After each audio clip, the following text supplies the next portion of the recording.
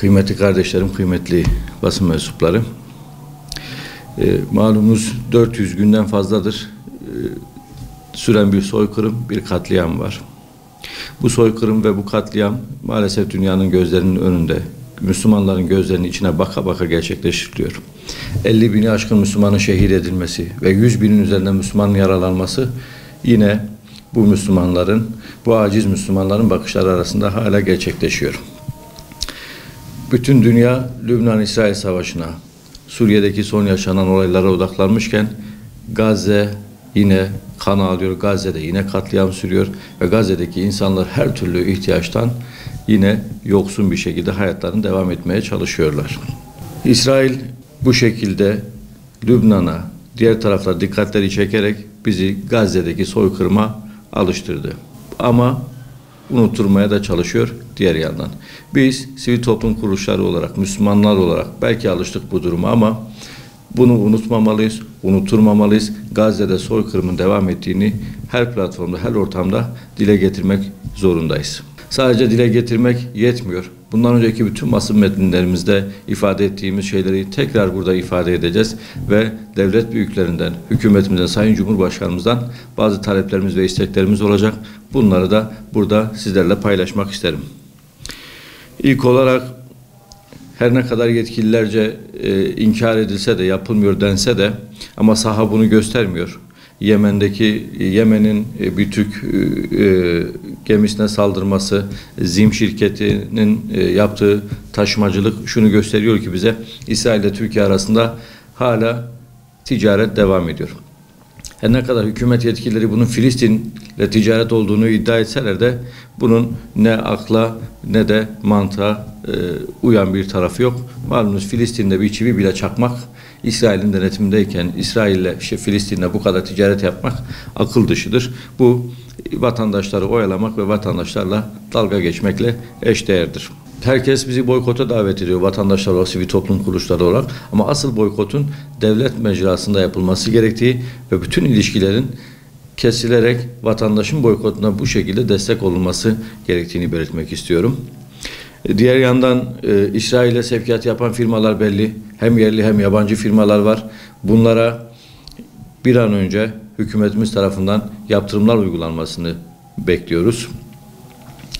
Çokça gündeme gelen Bakü-Ceyhan boru hattından İsrail'e akan Azerbaycan petrolün Türkiye üzerinden taşındığını herkes biliyor. Hükümet yetkililerimiz de bunu inkar etmiyorlar. Bunun yani bir Müslümanca bir bakış açısı, Müslümanların gerçekten kalbini parçalayan bir durum olduğunu görmezden geliyorlar.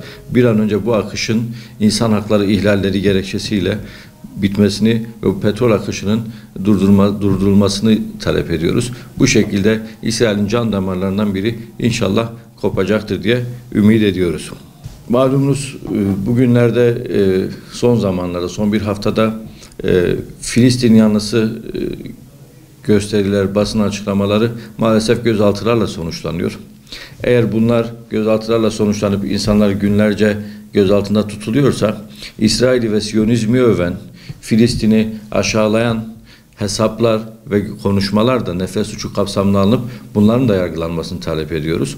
Onlar istediklerini söyleyebiliyorlar. Her platformda Siyonizmin sözcülüğünü, İsrail'in savunuculuğunu yapabiliyorlar. Bunlarla ilgili hiç kimsenin hiçbir işlem yaptığı yok. Ancak konu Filistin'e karşı yapılan haksızlıkları dile getirmek ya da hükümetimizin Filistin değil de İsrail'in tarafında İsrail'in menfaatine yaptığı bazı şeyleri gelince bunu dile getirmesi gözaltılara sebep oluyor.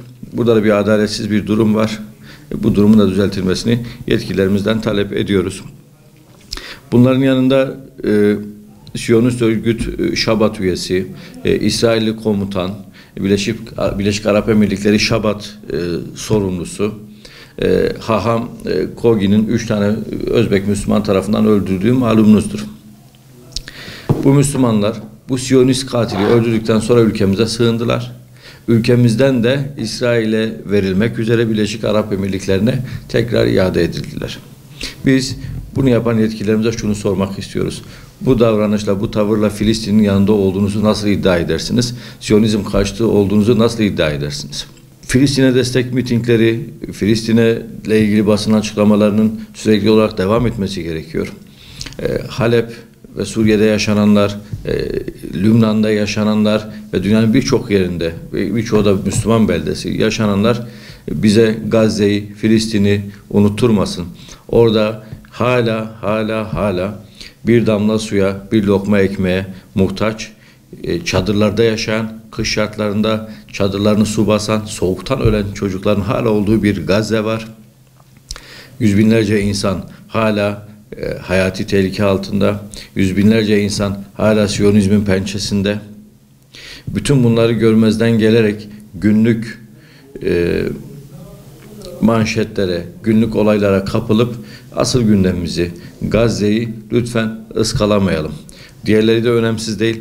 İlla ki önemliler Müslümanlar açısından, ancak Gazze'nin unutulması, Gazze'nin dillerden düşmesi o zaman Gazze'nin ölümü demektir ve Siyonizmin de asıl istediği budur.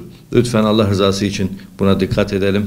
Gazze'yi konuşalım ve maddi manevi yardımlarımızı kesmeyelim.